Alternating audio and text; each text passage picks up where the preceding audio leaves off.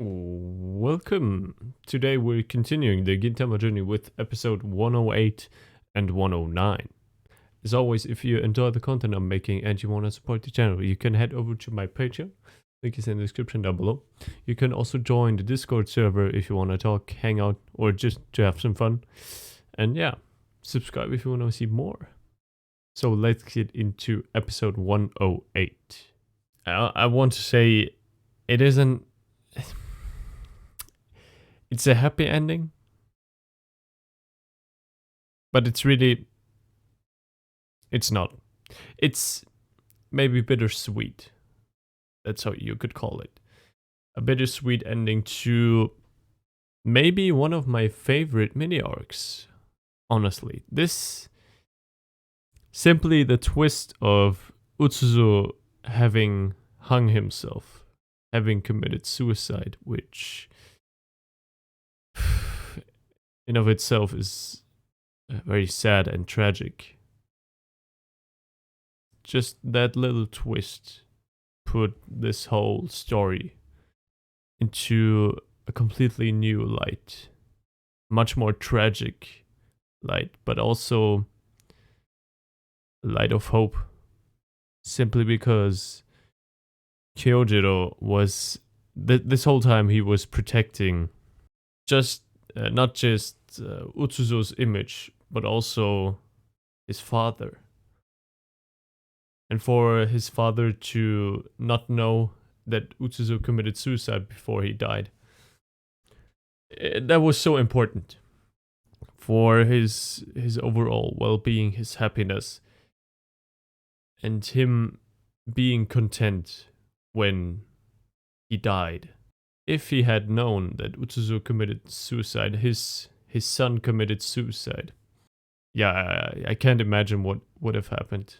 So Kyojiro did actually the right thing.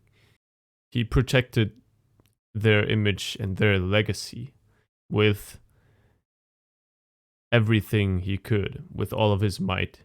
And that meant taking the blame. That meant just enduring all of those hardships. Just being that guardian dog. He, a true guardian dog. He was a true guardian dog. Because a guardian dog is there for his master.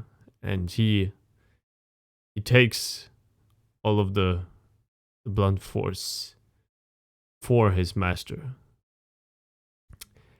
That is another debate if that should be the way it is. But in this context, it's so well written. It's so good. And it made me like Kyojiro so much more as a character. And I was really, really sad when he sat there at the grave of his, well, father. The man he viewed as his father. God damn, yeah, that hit me. It's really sad. It was good that at least he knew he fulfilled his duty, and he knew that at least the father was happy. Still, the suicide, I did not see it coming, and wow, it made it so much more emotional. I'm so glad, and I think that Kyojiro was so glad that Gintoki showed up, that he met Gintoki in his life. Because Gintoki was very crucial in his decision to at least try to live on, try to do the right thing, try to honor his father and brother, in quotation. Yeah, Gintoki is saying those last words, that he was not useless, that he is a true guardian dog. They made all the difference. And that meant he could die happily. And if he didn't get that gunshot wound, he would have lived. He would have survived. He would have lived on. And yeah, it's a shame that he didn't. But I can appreciate the way he went out and the way this whole story arc ended. Both ways, if Kyojiro lived or if he died, I think it doesn't make that much of a difference. But of course, him dying has so much more emotional impact. Yeah, definitely one of my favorite mini arcs, for sure. So let's get into episode 109. This episode was, I really enjoyed it. It was really good.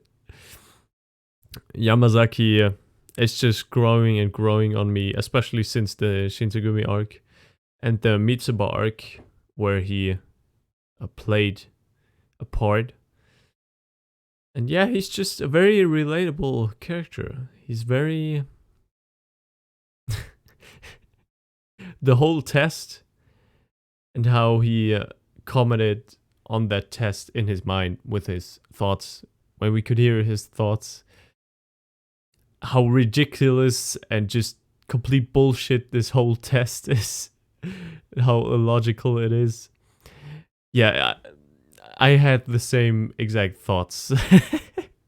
This whole test, it was complete bullshit. Yeah, that's true. But it was oh so funny because of being just such a nonsense. Yeah. I mean, it was really funny. It was. Might be one of the funniest episodes, I think. Coming close to the Captain Tsubasa episode, which was also so good. Yeah, seeing Katsura from that very different perspective. You know, normally I don't know how to say it. He is more involved with the protagonist of the story, but in this one he was kind of like an outsider, more at a distance. So his whole personality was, I don't know, it was different. It was still Katsura, but maybe it was because he really was the leader. He took the leader role in this episode, which usually we don't see that much, because we don't see him interacting with other anti-foreigners that often. It's more always secret and in hiding, but usually it's just him and Elizabeth. So this time it was a bit different, but I appreciate it. Yeah, it kind of expanded his character. Another really cool thing about this episode, the whole underground city. As I said in the reaction, I love underground cities, the whole concept of it and the looks of it. Also, yeah, it's not really... Yeah, it also reminded me of an underground city in another series. So I'm not gonna say it because it's potentially a spoiler. It's not really, but yeah, to be safe, I'm not gonna say it. That city is even cooler, but this one, yeah, it's really nice. And the whole edition of Jackie Chan, of course, at first in the exam, when he was repeatedly mentioned and focused on by Katsura. Yeah. Him then actually appearing? Wow. It was the cherry on top of this whole comedic aspect of this episode. I don't know, but Jackie and Katsura had a chemistry, a good chemistry. Maybe he's gonna appear again? Who knows? Because he is a part of the anti-foreigner faction, as it seems. So yeah, there's a possibility. And I would like to see that. Yeah. Alright. if you enjoyed this video, this reaction, leave a like, comment down below what you think about this episode. And yeah, subscribe if you want to see more. So enjoy your day, take care, and bye.